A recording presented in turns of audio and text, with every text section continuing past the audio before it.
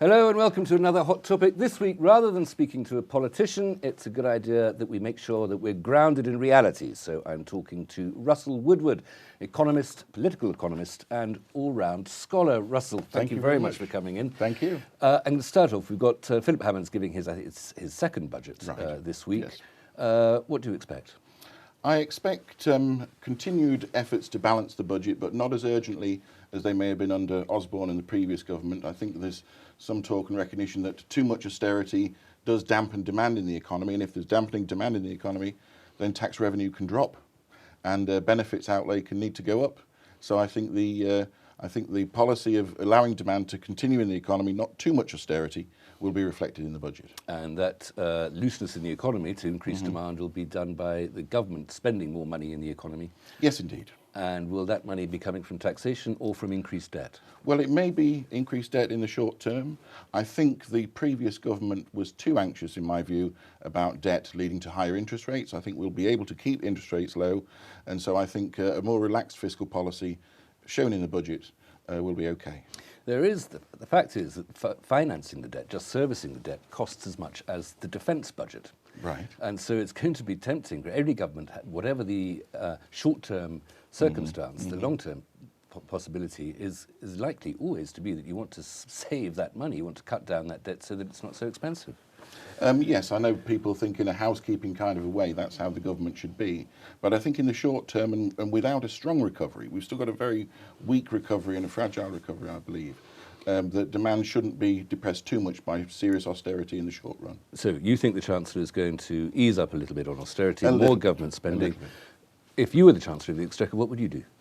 If I were the Chancellor of the Exchequer, I think one of the key things is, again, raising the threshold, the basic allowance for income tax payment. I think that's the main one. There could be, possibly from my point of view, a higher top rate of tax, but maybe a basic rate cut. I think there could be scope for that. So fewer taxpayers and the ones who are earning most, yes, already pay much more than most because it's a proportion. Well, yes, in absolute terms they are, but even more. Yeah. Eat the rich. Well, I don't know about eat them, but they can contribute, I'm sure. Let's bring it back down to the local level here, Yorkshire and Lincolnshire. We know that the government is putting adult social care on local authorities, local governments, and that's an added cost for them. Yes. They're allowed to raise local council tax by 3% in order to pay for that, and no more than that, a little bit less than 2% as well, added onto that without having a referendum. How are the local authorities around here, Hull City Council, the East Riding, North Lincolnshire, North East Lincolnshire, Lincolnshire County, how are they going to pay for this new obligation without raising tax beyond what they're allowed to? I would think that would have to be the case.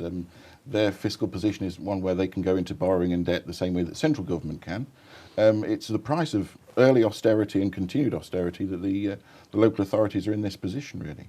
That so central government is cutting the amount of money that goes to local government, and so that's the difficulty they're in. In that case, they do need to raise more money by taxation because, as you say, they can't borrow. But they can't raise money by more than 5%. They can't raise council taxes by more than 5% without going to a referendum. We saw that in the south, in Surrey, they came very close to that, and then central government did a deal with that particular local council. Do you think there's a possibility of that? Well, I think there may be some scope for brinkmanship in that way. Yes, that with referenda is a possibility. The central government may not want that to be triggered across the country. And I think in particular, an area like this, it's a bit harsh to expect that the cuts in central government to the local government can be just borne out and withstood by the local government without any serious measures being taken. That leads to an interesting moment of democracy, though, doesn't it? When if there is a referendum and the people vote not to have higher council taxes, and few people do vote specifically to be taxed more.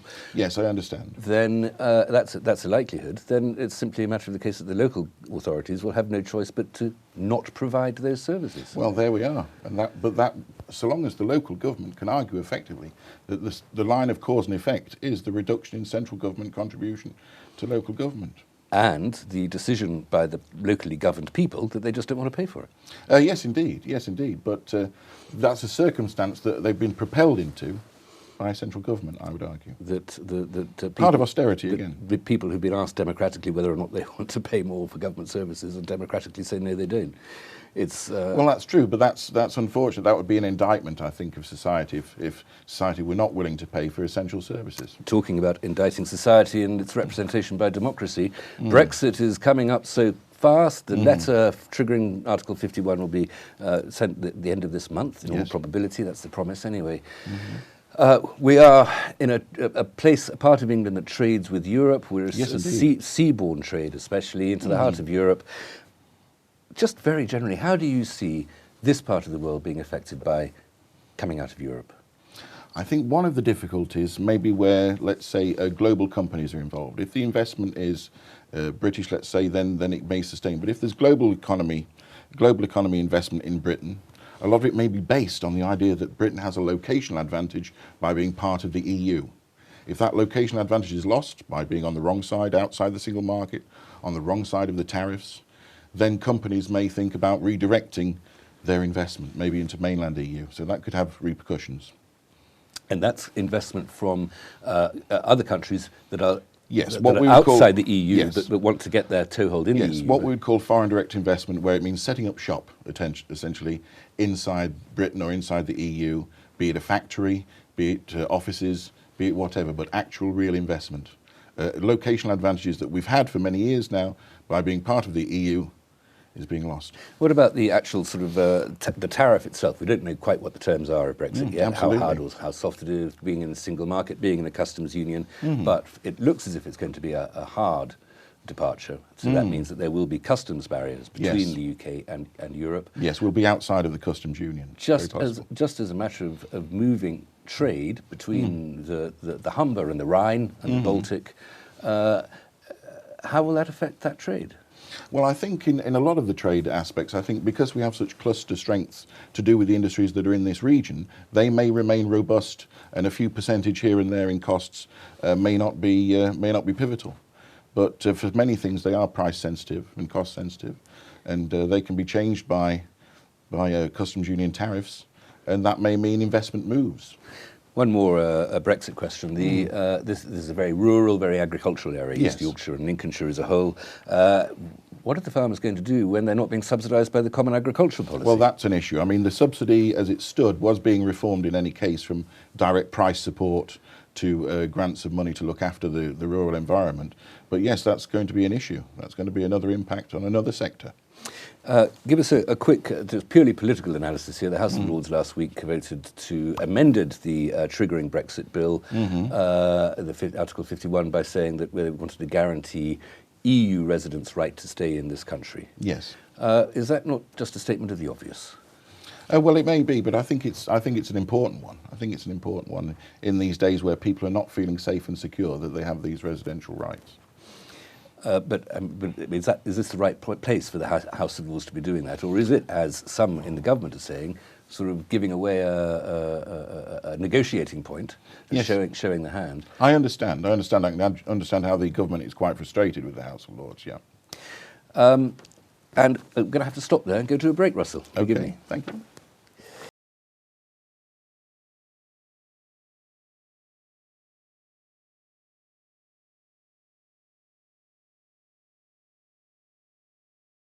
Welcome back. I'm still talking to Russell Woodward, economist and, as I said before, all-round scholar. Many thanks.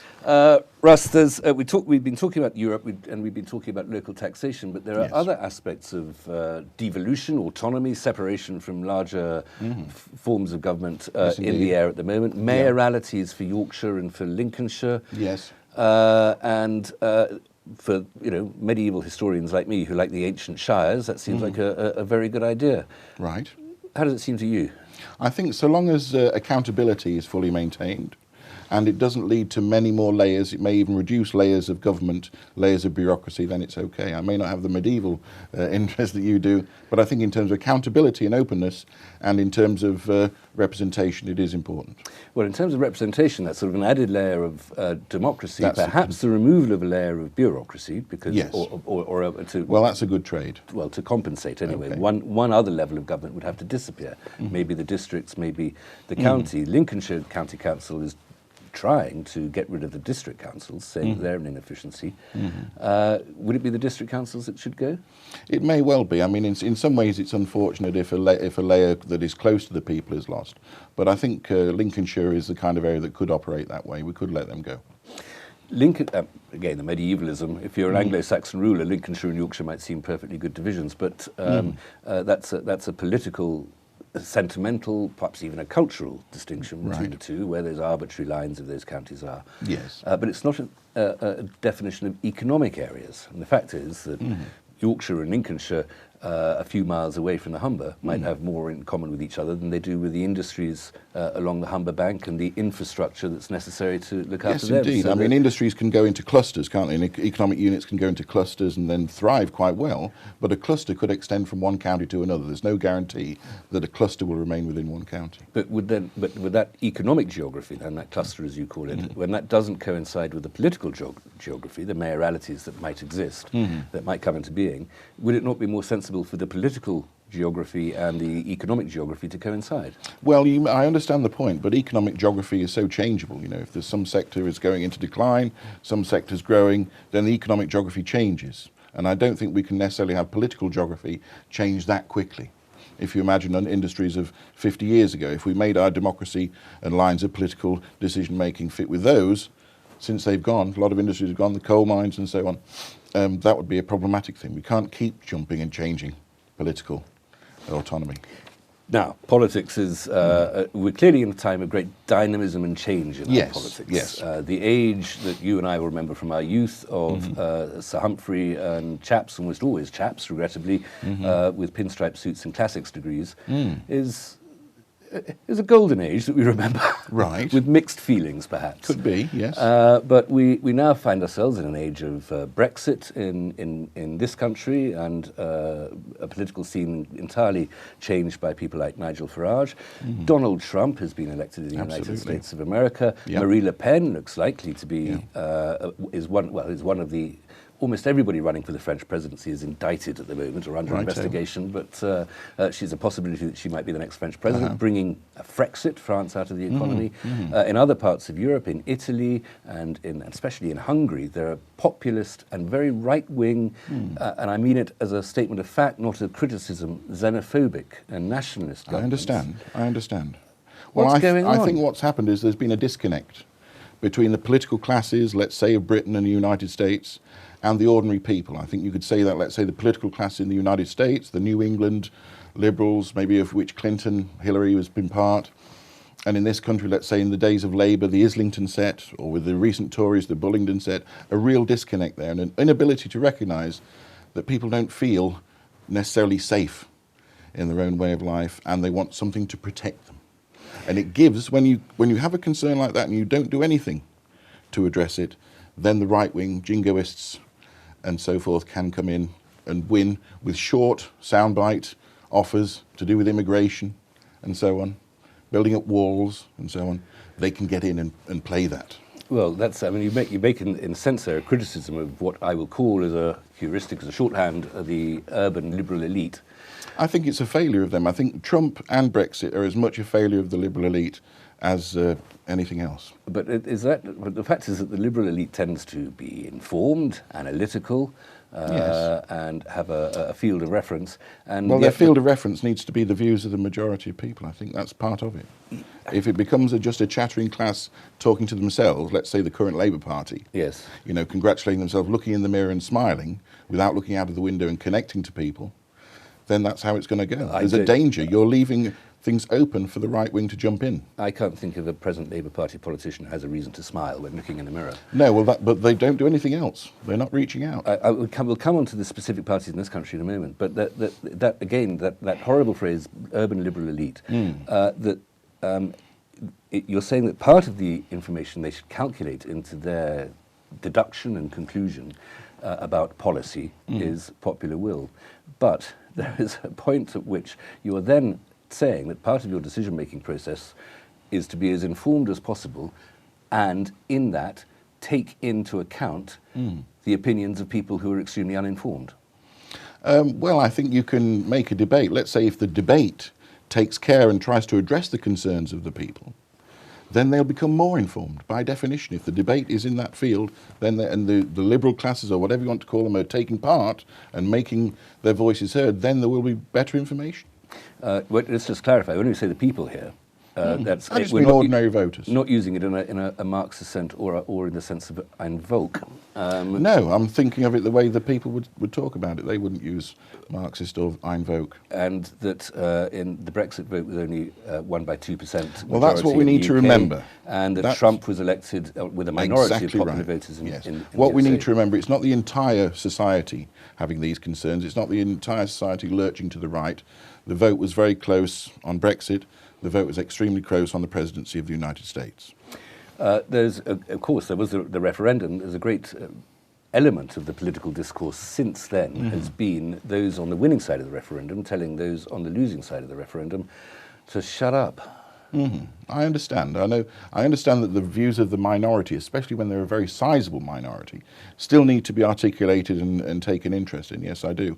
But I think once you have a referendum, I don't believe necessarily in referenda for every issue that's going. I think Parliament and the executive, the elected executive, should be able to make decisions. But once you've had a referendum, there's not really a place for Parliament or the executive to overturn that view. You're a very democratic fellow. Yes, but I don't believe in democracy by referendums every year. Referendums about income tax, referendums about this, that and the other. Try not to have them, but if you feel you need to have one, once you've had it, then you must be bound by it. It works for the Swiss, though, doesn't it, having referendums on all sorts of different things and quite detailed policy points? I think if there are too many referenda, I think the loss of leadership, your leadership characteristics are no longer needed, just following characteristics. Let's And I think then you lose good political and that really is operators. pure popularism. Whatever you think, Yes. whichever way the wind's blowing, you'll follow that. Absolutely. Let's get on to that leadership, and let's get on to where the debate is, and a little bit more specifically in British national politics. I was surprised that Labour lost a seat, an opposition party, mid-term in Parliament, lost a seat to the governing party Yes. the other week in Copeland. I know it's quite an indictment. So, I mean, you've already said that you think the Labour Party is looking at itself in the mirror a bit too much. Predict. Tell me what's going to happen. I don't know exactly what this phrase soft coup means, but I keep hearing that, and how another setup, maybe Blairite or otherwise, a setup of a leader and another shadow cabinet may emerge and somehow displace Corbyn. I think that may be possible. I think it is an indictment that they lost in the north there, especially when the NHS is being viewed by the Red Cross not only as in trouble, but actually a humanitarian crisis, food banks and absolute poverty and impoverishment becoming a reality. That the Labour Party should still lose to the incumbent Tory government is quite an indictment. Of the Labour Party. Of the Labour Party. So when you say that's a soft coup, Yes. This It's is talked about in the media quite a bit. John MacDonald's phrase, the Shadow Chancellor of the Yes. Exchequer and great supporter of Jeremy Corbyn, Yes. used the phrase. He's used that phrase, yes. Perhaps in a bit of a fit of anger, as Yes, he indeed. himself said. Okay. Who is orchestrating that coup? You said a Blairite resurgence, presumably not Tony Blair coming back. Not Tony Blair himself, but I think it was instructive that, was it last weekend, soon after the vote, somebody talked about the position the Labour Party finds itself in, i.e. David Miliband. And I think he could have a role to play. Ultimately, if I were him, I'd wait for the Brexit nuts and bolts to be sorted, because they're a minefield. But once that's sorted, maybe return into politics. And I think he's got more outreach than, let's say, his brother, more dynamism and more connection with the public beyond the Labour activists. Well, he's got more charisma than his brother, but that's not saying much. Well, charisma may matter. And if he wants to have a dialogue Well, with the public. that's what I mean. Charisma does matter, and It does. David Miliband is maybe a little bit more charming than Ed, but not much. I mean, he's probably better at eating a bacon sandwich. But he's not exactly a great man for addressing those masses you were talking about. Well, when he was an active politician, he did talk about people he'd spoken to, like the business world and people in other parts of society. And I think Ed was too much of the chattering classes, if we go back to that liberal elite. I think his brother was more aligned to the chattering classes in the Islington set and so on. I think David could, in my recollection of him, it's not so many years ago, Yeah. I think he was able to reach out a good deal further than Ed and far further than Corbyn. Let's quickly, before we finish, talk about the equivalent woes of the Conservative Party. They've had this 7 years in power, 5 women in coalition with the Liberals, who now, it's a history for a little bit anyway. Yeah. Austerity, NHS in trouble, as you say, an inadvertent referendum on Brexit forced on David Cameron, who just rolled the dice Absolutely. with sort of poker playing Yeah. panache that didn't come off. And we have a non-enthusiastic Brexiteer as a new Prime Minister, and still a very split Tory party, still capable of winning by-elections, strangely. But what's their future? Is there a division there where the Parliamentary Labour Party right-wing and the Conservative Party left-wing have more in common than either does with the extreme wings in their own party? Yes, indeed. I think there is an issue there that the European issue was always threatened to divide and damage the Conservative Party. I think the key thing here is to get it over with. That's the key thing. I couldn't forecast how the Theresa May will finish up or another leader will finish up, but I think we can't really know how things will play out until the nuts and bolts of Brexit are sorted out. And you can't really know what's going to happen, for instance, Theresa May, until there's an effective opposition as well. Yes, indeed, absolutely, yes. Russell Woodward, as always, thank you very much for your very much. valuable and objective insights. Thank you. Always fascinating, always informative. Thank you so much. Thank you very much. Join me again for another hot topic, probably with a proper politician again next week.